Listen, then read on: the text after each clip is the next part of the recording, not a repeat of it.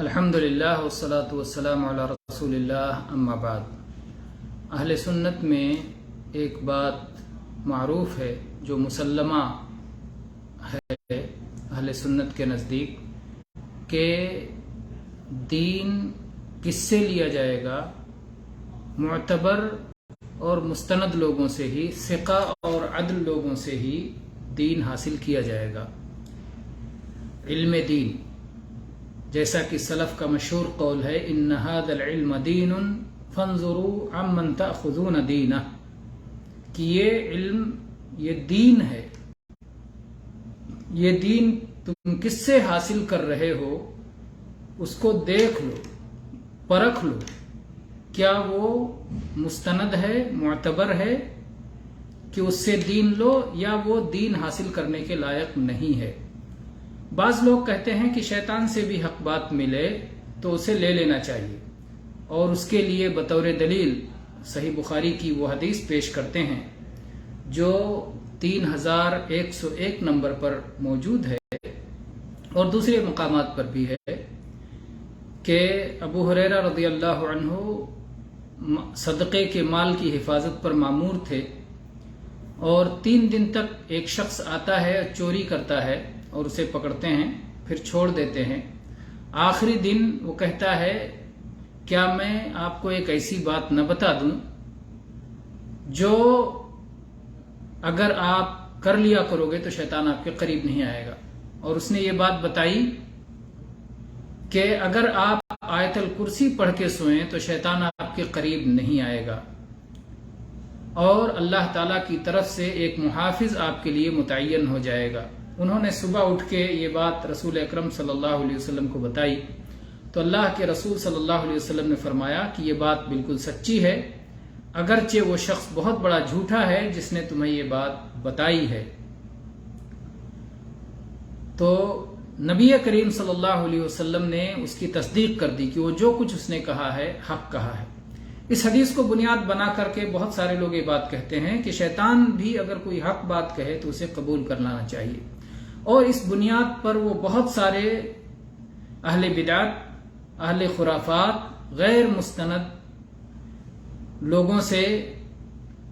لوگوں کی باتیں سنتے ہیں، اس میں اپنا وقت ضائع کرتے ہیں اور کہتے ہیں اگر وہاں سے حق ملے گا تو لے لیں گے۔ اس حدیث میں غور کرنے کی بات یہ ہے کہ ابو ہریرہ رضی اللہ عنہ نے جب اس کی بات سنی، پہلی بات تو یہ کہ ابو ہریرہ رضی اللہ عنہ شیطان کے پاس سیکھنے نہیں گئے تھے، جیسے کہ آج لوگ اہل بدعت کے باقاعدہ ویڈیوز سنتے ہیں یا غیر معتبر اور غیر مستند لوگوں کے ویڈیوز کو باقاعدہ سنتے ہیں، ان کے لیے باقاعدہ وقت نکالتے ہیں۔ ابو ہریرہ رضی اللہ عنہ کی اس حدیث میں ایسا کچھ نہیں ہے کہ انہوں نے شیطان کو تلاش کر کے اور شیطان کی باتیں سننا اور سیکھنا چاہا، بلکہ ابو ہریرہ رضی اللہ عنہ نے جس وقت اس کی بات سنی اس کو ایک عام مسلمان سمجھ رہے تھے، ایک عام مسلمان سمجھ رہے تھے، غریب مسلمان سمجھ رہے تھے۔ اس نے اپنی غربت کا اظہار کیا اور کہا کہ میں غریب آدمی ہوں، میرے چھوٹے چھوٹے بچے ہیں، اس لیے میں نے چوری کا راستہ اختیار کیا کیونکہ میں صحیح طریقے سے میرے پاس مال نہیں آ رہا ہے تو میں پریشان حال ہوں۔ تو جس وقت ابو ہریرہ رضی اللہ عنہ نے اس کی یہ بات سنی، اس کو وہ ایک عام مسلمان سمجھ رہے تھے، اور نبی کریم صلی اللہ علیہ وسلم کے بتانے سے معلوم ہوا کہ وہ شخص شیطان تھا۔ اگر کسی کے بارے میں پہلے سے معلوم ہو کہ وہ شیطان ہے تو اس کی بات نہیں سنیں گے، اور بعد میں معلوم ہو جائے، کوئی بات ہم سن لیں اور بتانے والے کے بارے میں معلوم نہ ہو کہ کون تھا، اس کو ہم مستور الحال سمجھ رہے ہیں، عام انسانوں جیسا سمجھ رہے ہیں، معتبر سمجھ رہے ہیں۔ اگر اس کی تصدیق ہو جاتی ہے دربار رسالت سے، قرآن و سنت سے تصدیق ہو جاتی ہے کہ یہ بات صحیح ہے تو مان لیتے ہیں، ورنہ اس کے بغیر اس کی بات بھی نہیں مانیں گے۔ تو اس لیے اس حدیث کو دلیل نہیں بنایا جا سکتا اس بات کے لیے کہ اہل بدعت کی چیزیں سنی جائیں، باقاعدہ اس کے لیے وقت نکالا جائے اور ان کو پڑھا جائے اور ان کو سنا جائے، کیونکہ وقت بہت قیمتی ہے۔ اس لیے صحیح اور مستند علماء سے دین حق سیکھنا چاہیے، قرآن پاک اور صحیح احادیث کے ذریعے سے دین سیکھنا چاہیے اور اس کے مطابق عمل کرنا چاہیے۔ غیر مستند اور غیر معتبر لوگوں کے پاس جا کے اپنا وقت ضائع نہیں کرنا چاہیے. پتہ نہیں کون سا شک، کون سا شبہ، کون سی غلط بات وہ ہمارے دل میں اتار دیں جس کی بنیاد پر ہم نقصان اور خسارے میں مبتلا ہو جائیں. تو یہ ایک اہم تنبیہ تھی جس کا بتانا میں نے مناسب سمجھا. بعض اہل علم نے اس کی بڑی اچھی تفسیر کی ہے، اگر آدمی اس پر غور کرے کہ جو ہے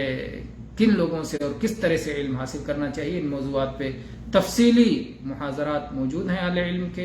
ان کو سننا چاہیے، اس سے فائدہ اٹھانا چاہیے. واللہ تعالی عالم، والحمد للہ رب العالمین، وصلی اللہ علی نبینا وسلم.